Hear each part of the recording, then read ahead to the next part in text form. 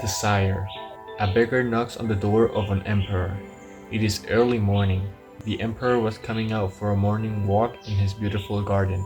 Otherwise, it would have been very difficult for the beggar to have an appointment with him, but there was no mediator to prevent him. The emperor said, "What do you want?" The beggar said, "Before you ask that, think twice." The emperor has never seen such a lion of a man.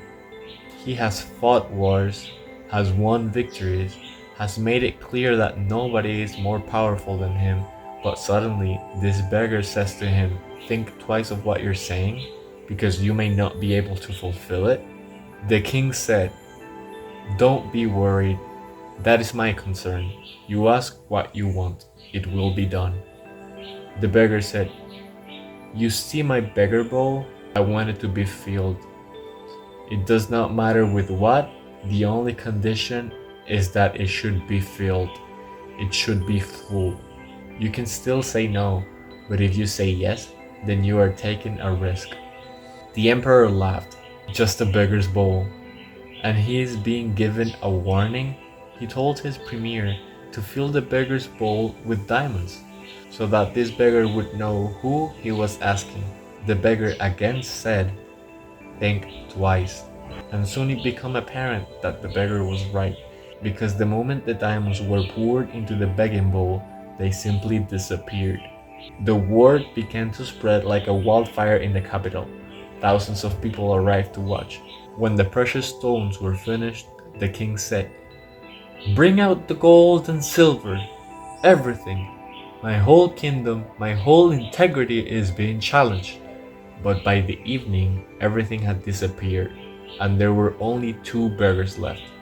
One used to be the emperor. The emperor said, "Before I ask your forgiveness for not listening to your warning, please tell me the secret of the begging bowl." The beggar said, "There is no secret. I have polished it, made it look like a bowl, but it is a human skull. You go on pouring anything into it, and it disappears." The story is tremendously meaningful. Have you ever thought about your own begging bowl? Everything disappears. Power, prestige, respectability, riches, everything disappears, and your begging bowl goes on opening its mouth for more. And the more takes you away from this, the desire. The longing for something else takes you away from this moment. There are only two kinds of people in this world. The majority are running after shadows. Their begging bowls will remain with them till they enter their graves. And a very small minority, 1 in a million, stops running, drops all desires, asks for nothing, and suddenly he finds everything within himself. Next is doing. Esto está bueno. Trust in Allah, but tether your camels first. This Sufi saying wants to create the third type of man, the real man, who knows how to do and knows how not to do, who can be a doer when needed, can say yes, and who can be passive when needed and can say no, who is utterly wakeful in the day and utterly asleep in the night, who knows how to inhale and how to exhale, who knows the balance of life. Trust in Allah, but tether your camel first. This saying comes from a small story. A master was traveling with one of his disciples. The disciple was in charge of taking care of the camel. They came in the night, tired. It was the disciple's duty to tether the camel. He didn't bother about it. He left the camel outside. Instead of that, he simply prayed. He said to God, "Take care of the camel," and fell asleep. In the morning, the camel was gone, stolen or moved away, or whatsoever happened. The master asked, "What happened to the camel? Where is the camel?" And the disciple said, "I don't know. You ask God, because I had told Allah to take care of the camel, and I was too tired, so I don't know. And I am not responsible either, because I had told him, and very clearly. There was no missing the point. Not only once, in fact. I told him thrice. And you go on teaching trust Allah, so I trusted. Now don't look at me with anger. The master said, trust in Allah, but tether your camels first, because Allah has no other hand than yours. If He wants to tether the camel, He will have to use somebody's hand. He has no other hands, and it is your camel. The best way and the easiest and the shortest way it is to use your hands. Trust Allah, don't trust only your hands, otherwise you will become tense. Tether the camels, but then trust Allah. You will ask, then why trust Allah if you are tethering the camel? Because a tethered camel can also be stolen.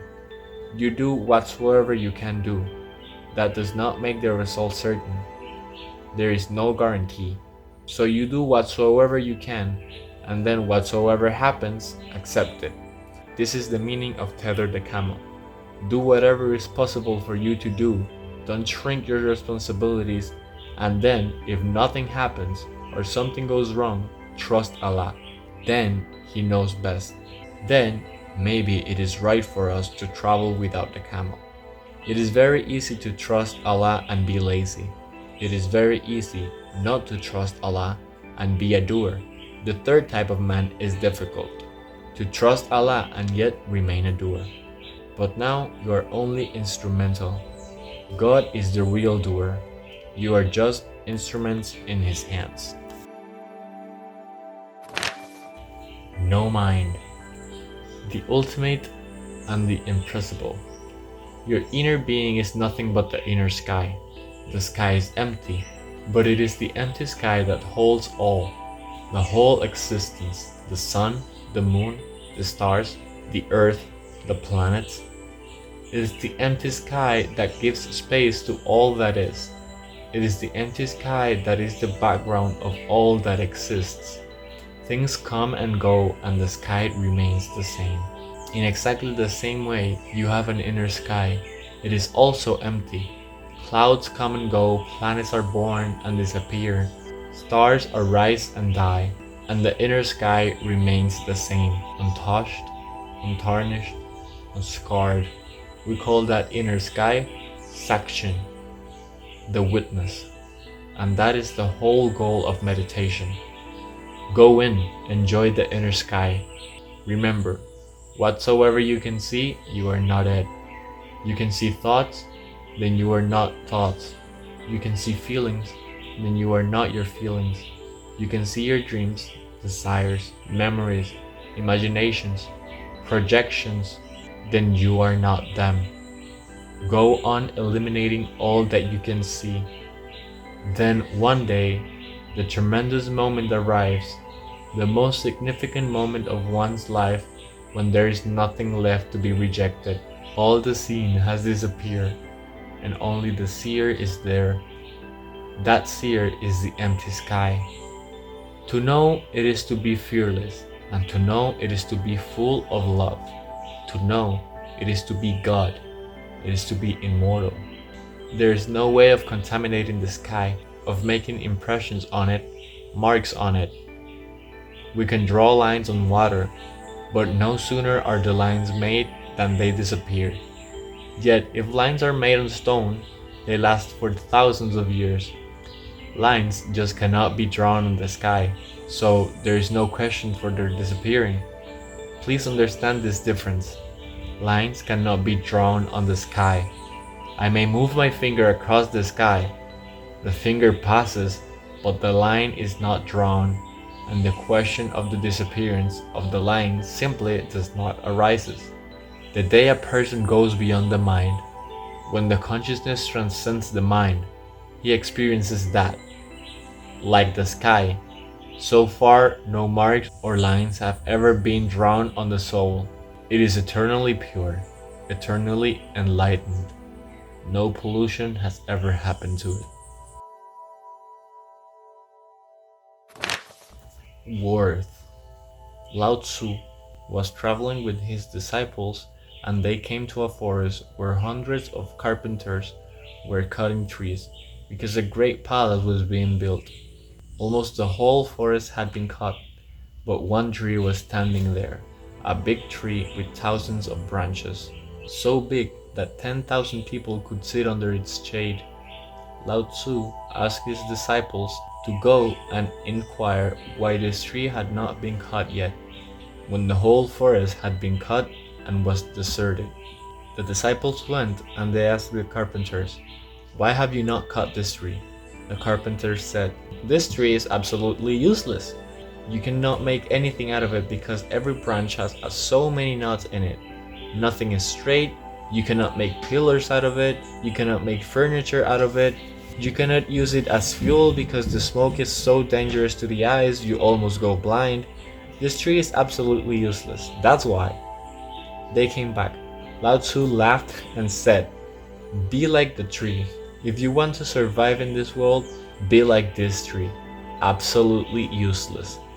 Then nobody will harm you. If you are straight, you will be cut. You will become furniture in somebody's house. If you are beautiful, you will be sold in the market. You will become a commodity. Be like this tree. Absolutely useless. Then nobody can harm you. And you will grow big and vast, and thousands of people can find shade under you." Lao Tzu has a logic altogether different from your mind. He says, "Be the last. Move in the world as if you are not. Remain unknown. Don't try to be the first. Don't be competitive. Don't try to prove your worth. There is no need. Remain useless and enjoy." Of course, he is impractical, but if you understand him, you will find that he is the most practical on a deeper layer, because life is to enjoy and celebrate. Life is not to become a utility. Life is more like poetry than a commodity in the market. It should be like poetry, like a song, a dance. Lao Tzu says, if you try to be very clever, if you try to be very useful, you will be used. If you try to be very practical, somewhere or other you will be harnessed. Because the world cannot leave the practical man alone. Lao Tzu says, drop all these ideas. If you want to be a poem, an ecstasy, then forget about utility. Remain true to yourself. Conscience. Jesus went to visit the home of Mary Magdalene. Mary was deeply in love. She poured very precious perfume on his feet. The whole bottle. It was rare perfume. It could have been sold. Judas immediately objected. He said, "You should prohibit people from doing such nonsense. The whole thing is wasted. And there are people who are poor and who don't have anything to eat. We could have distributed the money to poor people." What did Jesus say? He said, "You don't be worried about it. The poor and the hungry will always be there, but I will be gone. You can serve them always and always. There is no hurry. But I will be gone." Look at the love, not at the precious perfume. Look at Mary's love, her heart. With whom will you agree? Jesus seems to be very bourgeois and Judas seems to be perfectly economical. Judas is talking about the poor and Jesus simply says, "I will be gone soon." So let her heart do whatever she wants and don't bring your philosophy in. Ordinarily, your mind will agree with Judas. He was a very cultured man, sophisticated, a thinker, and he betrayed. He sold Jesus for 30 silver pieces. But when Judas was crucified, he started feeling guilty. That's how a good man functions. He started feeling very guilty. His conscience started pricking him. He committed suicide. He was a good man. He had a conscience. But he had no consciousness. This distinction has to be felt deeply. Conscience is borrowed, given by the society. Consciousness is your attainment. The society teaches you what is right and what is wrong. Do this and don't do that. It gives you the morality, the code, the rules of the game. That is your conscience. Outside, the constable. Inside, the conscience. That is how the society controls you. Judas had a conscience, but Jesus had consciousness. Jesus was more concerned with the love of the woman, Mary Magdalene. It was such a deep thing that to prevent her would be wounding her love. She would shrink within herself. Pouring the perfume on Jesus' feet was just a gesture. Behind it, she was saying, "This is all that I have, the most precious thing I have. To pour water won't be enough. It is too cheap. I would like to pour my heart. I would like to pour my whole being." But Judas was a man of conscience. He looked at the perfume and said, "It is costly." He was completely blind by the woman and her heart. The material is the perfume. The immaterial is the love. But the immaterials Judas could not see. For that, you need eyes or consciousness. Uf. Qué heavy. Eyes.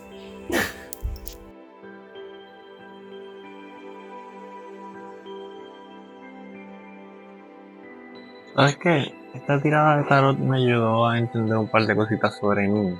La tiré con un propósito de tener guía hacia las cosas con las que me voy a enfrentar prontamente. Y me dijo, tu presente muy probablemente se está viendo así en estos momentos. Como la carta del desire. I want things in my life. I want a better life. But in desire, you have to be conscious about how much you want and what you have. And you can pour and still be empty. You have to know the quality of things you are pouring into your cup so that you can actually grow. Then, for how things are gonna be looking, I got the doing. And the doing taught me that for my future to manifest, I have to use my hands. I have to let the universe and the source do the work for me to reach my potential by using my hands to guide me through it. So I'm the one that has to take charge while having faith and trusting in myself, my decisions, and where I'm being headed. Then, for my roots, the things that make me strong, I got no mind. And no mind taught me that I have a gift of being able to see myself and identify that I am conscious. I'm not just conscious, I'm conscious. And I can do my things. I can trust myself. And there is a lot of space to hear myself because I have the answers to all my problems. So seek silence, seek within me, and understand myself to the capacity of manifesting my life by first knowing with nothing in mind how I'm gonna do it. Then we have my branches basically. Now this is my growth, something I have to grow from, and it is worth, and worth taught me that I myself am capable, and it helped me understand not to give value of my worth to other people. It is my worth. It is me who is worthy. I cannot become useful to people because they're going to use me. I cannot become appealing to people because they will buy me for their uses. So I have to be myself. I have to be useless to other people but myself. So that way I don't get used, always knowing my inner worth. And finally, in my inner understandings, I got conscience. And conscience taught me how love is the source. Inside of everybody lives the conscience. Everybody is conscient, but not everybody is conscious. And not everybody is conscious of other people and their actions. And when we take away the value of something in money matters, we see behind what it actually represents and what it actually is. And in here, there's Mary pouring perfume into Jesus' foot, and Jesus says that the value is behind the action. The love, when you start seeing love in your life and being grateful for the love that you have in your life, more love will manifest, more love will be attracted to you. So love deeply, love yourself, love others, but love deeply and true and real. Love real. Not many people love real. They don't know how to love themselves. It's okay.